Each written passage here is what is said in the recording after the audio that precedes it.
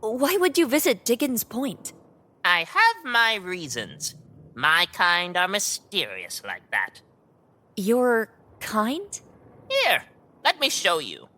Might want to shade your eyes. A moment later, light poured into the chamber, spilling from a small hole in the hull. Tress blinked, pushing her frazzled hair out of her eyes as she made out her surroundings. She was in a cell built into part of the ship's hold, maybe 4 feet on each side and not much taller. Across from her, lashed on top of some boxes, was a much smaller cage. In it sat a common black rat. He'd pulled a cork from the hole with his little paws. I keep this thing plugged so they don't know about it. Don't want them to move the cage, you know? The rat turned and saw her for the first time, then cocked his head. What? The rat was silent. Tress pulled back. She didn't like the way the rat stared at her with those beady little eyes. What? Didn't get a good look at you when they brought you down. I didn't expect you to be so young. You're no royal inspector. I have a young face. I'm sure.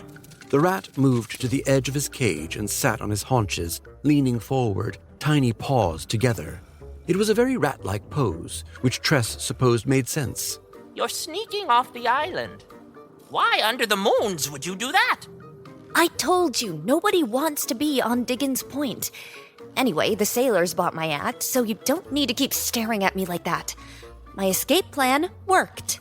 Save for the whole accidentally frightening a bunch of smugglers part, I assume. Tress wiped her eyes once more. Can we maybe backtrack on this conversation? It looks like we missed the main roadway. I don't mean to be rude, but you are a rat. Seems self-evident. But you're talking.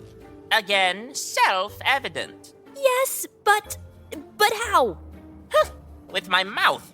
Also reference my previous answer. She bit her lip. It was a testament to her state of mind that she'd pushed him that far already.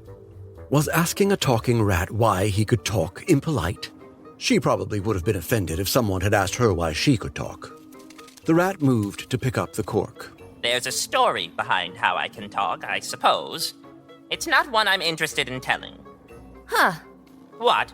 It's just, I'm not used to people saying things like that. The rat nibbled a bit on the cork, then moved it toward the hole. Could you leave the hole open? A little longer? The rat nearly had the cork positioned, but he lowered it to the cage floor again. So, smugglers.